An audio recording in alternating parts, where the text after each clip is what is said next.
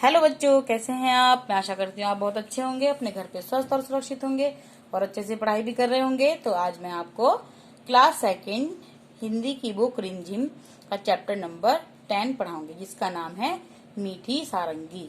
देखिए, ये एक बाबा हैं, सारंगी बजा रहे हैं पिक्चर में। ये जो होती है इसको बोलते हैं सारंगी, है ना। ये देखिए, और गांव वाले बहुत ही शांत होके इनकी सारंगी को सुन रहे हैं और खुश हो रहे हैं, आनंद ले रहे हैं। तो हम इसको अब चैप्टर को पढ़ना शुरू करते हैं। एक गांव में एक सारंगी वाला आया। वह सारंगी बहुत अच्छी बजाता था। दिखाया ना मैंने आपको भी। रात में जब उसने सारंगी बजाना शुरू किया, तब गांव के बहुत से लोग इकट्ठे हो गए। सारंगी की मीठी आवाज और सारंगी वाले के बजाने की कला से गांव वाले लोग दंग रह गए। सब लोग कहने लगे, कैसी मीठी सारंगी है। मतलब उसकी जो आवाज थी बहुत ही मधुर थी, इसलिए उन्होंने बोला कि कैसी मीठी सारंगी है। आहा, कितना आनंद आ रहा है। वहीं पास में बैठा हुआ भोला भी लोगों की ये बात सुन रहा था। वह मन ही मन कहने लगा, इन लोगों को सारंगी बहुत मीठी लगी, लेकिन मेरा तो मुंह मीठा हुआ ही नहीं। ये सब झूठे हैं। उसको लगा कि मेरा तो मुंह मीठा ही नहीं हुआ। वो उसका कुछ और ही मतलब निकाल रहा था। सब लोग कह रहे थे ना कि इतनी मीठी सारंगी बजा रहा है, तो उसको लगा था कि उसका मुंह भी मीठा होना चाहिए, जबकि ऐसा कुछ था ही नहीं। वो तो उसकी आवाज की बात कर रहे थे। थोड़ी देर बाद उसने सोचा कि शायद सारंगी वाले के पास बैठने से मुंह मीठा हो जाए, इसलिए वह सारंगी वाले के पास जाकर बैठ गया। ठीक है। रात के 3-4 बजे जब सारंगी वाले ने गाना बजाना बंद कर दिया, तब लोगों ने सारंगी वाले से कहा, महाराज, आपकी सारंगी बहुत ही मीठी है, हमें बड़ा ही आनंद आया।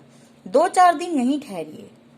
ये बातें सुनकर भोला मन ही मन झुंझलाया और सोचने लगा, ये लोग झूठ तो नहीं बोल सकते। सारंगी मीठी जरूर है, पर मुझे न जाने स्वाद क्यों नहीं आया। तब तक रात ज्यादा हो गई थी, इस कारण लोग घर नहीं गए, वहीं चौपाल में सो गए। सारंगी वाले ने भी सारंगी पर खोली चढ़ाई और उसे अपने सिरहाने रखकर सो गया। सिरहाने मतलब सर के नीचे। पर भोला को चैन कहाँ था।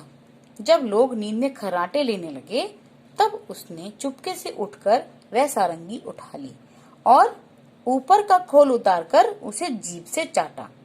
कुछ स्वाद नहीं आया। अब उसने सारंगी को खूब हिलाया, उसके छेद को मुंह के पास लाकर मुंह में उड़ेला। उड़ेला मतलब मुंह के आसपास उल्टा करा, पर सारंगी से एक भी मीठी बूंद नहीं निकली।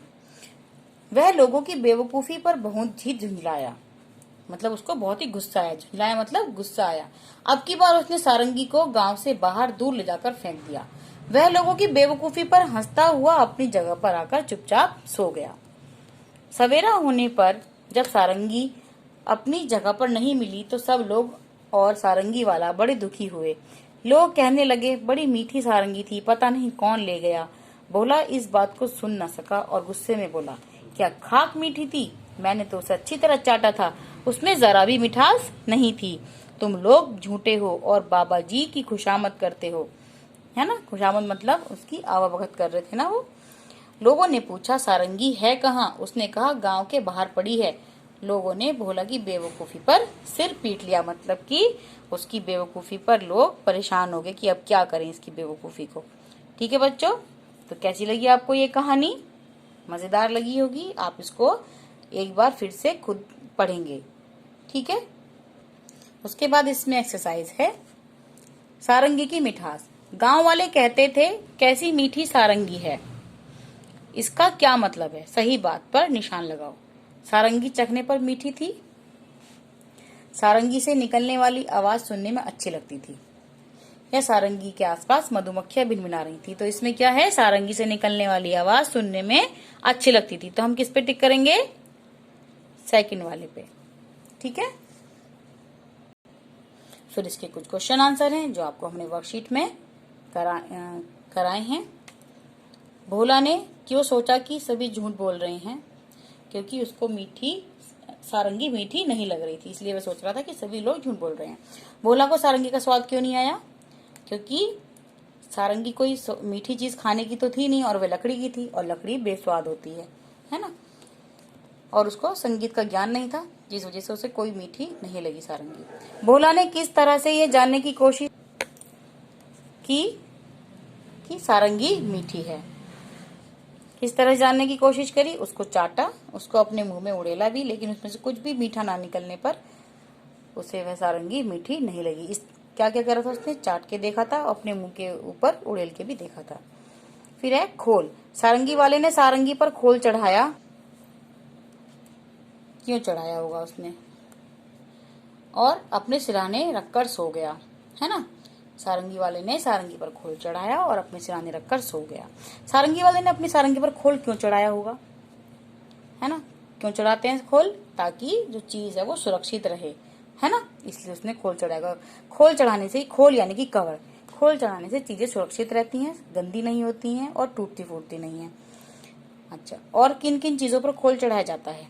किन किन चीजों पे? जैसे रजाई पे, तकिए पे, है ना, सोफे के कवर चढ़ाते हैं, ढोलक पे, गिटार पे, है ना, सितार पे, ये सब चीजों पे कवर चढ़ाया जाता है।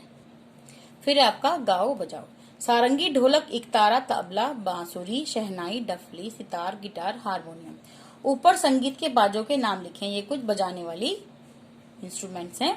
इनमें से कुछ तार को छेड़कर बजाए जाते हैं, तार छेड़कर यानी कि तारों द्वारा, और कुछ हाथ से थाप देकर यानी जैसे ढपली वगैरह बजती है। इनके नाम सही जगह पर लिखो, ठीक है।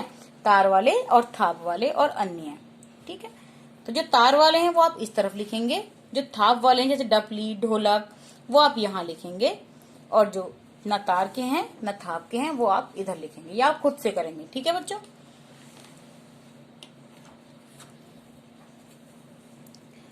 ऊपर लिखे बाजों को जगह जगह पर बजाया जाता है। सोचकर लिखो इन जगहों पर क्या क्या बजाया जाता है। ये आप खुद से करेंगे, आपकी एक्टिविटी है। रेलगाड़ी या बस में, घर पर या किसी अवसर पर, भजन कीर्तन में, स्कूल में किसी अवसर पर, ठीक है, ये आपको खुद से करना है। इस कहानी में मिठास की बात है। तुम्हें कौन कौन सी चीजें, मीठी चीजें अच्छी लगती हैं? तो जैसे कि इस कहानी में पूरी मिठास की बात है, तो आपको कौन कौन सी अच्छी लगती है? जैसे चॉकलेट, आइसक्रीम, टॉफी, है ना, रसगुल्ले, ये आपको अच्छे लगते हैं, वो आपको यहाँ लिखना है। क्या खाने की चीजें सिर्फ मीठी होती हैं? मीठे के अलावा उनका और क्या क्या स्वाद होता है? तो इसमें लिखेंगे नहीं, खाने की चीजें सिर्फ मीठी नहीं होती, कुछ तीखी, चटपटी, खट्टी और कड़वी भी होती हैं, ठीक है। अब नीचे लिखी, खाने पीने की चीजों को स्वाद के हिसाब से लगाओ। स्वाद के हिसाब से मतलब जैसे ये आम, मिर्च का अचार, जलजीरा, नींबू, शहद, चीनी, नमक, दूध, आंवला, करेला, अदरक। तो जो यहाँ पे चटपटी है वो इधर लिखेंगे, जो खट्टी हैं, और जो इस पे कैटेगरी वाइज आपको यहाँ पे तीनों को अलग अलग लिखना है। जैसे मीठी यहाँ लिख देंगे, ठीक है, और खट्टी यहाँ, चटपटी यहाँ लिख देंगे, और जो अलग है, जो तीसरा स्वाद है, मतलब खट्टा, बकबका, जैसे कि करेला, है ना, अदरक, वो यहाँ लिखेंगे, ठीक है बच्चों। ये आपको खुद से ही करना है, ये एक्टिविटी है आपकी। इस तालिका में कुछ नाम अपने मन से भी जोड़ सकते हो, यहाँ पे ऊपर आप अपने मन से भी कर सकते हो। नीचे लिखे शब्दों को बोलकर देखो। बांसुरी, बंसी, हंस, हंस। मतलब कि इसमें जो चंद्र बिंदु और सिर्फ बिंदु लगा है ऊपर, वो कहाँ लगता है और कैसे बोला जाता है, आपको ये सीखना है। अब नीचे दिए गए शब्दों में चंद्र बिंदु या सिर्फ बिंदु लगाइए, जो यहाँ पे आपको दिया है। ये हमने आपको वर्कशीट में कराया है, फिर भी हम बताते हैं। चांद पे चंद्र बिंदु लगेगा, चंदन पे सिर्फ डॉट लगेगा। चांद पे चंद्र बिंदु, चंदन, मंगलवार, मांगना, सुंदर, सांप पे चंद्र बिंदु, झांसी, झंझट, कंकड़, कांपना, अंधा, आंधी। इस तरह से आपको करना है अपनी बुक में, ठीक है बच्चों। तो मैं आशा करती हूँ आपको ये चैप्टर समझ में आ गया होगा, है ना। Okay, bye.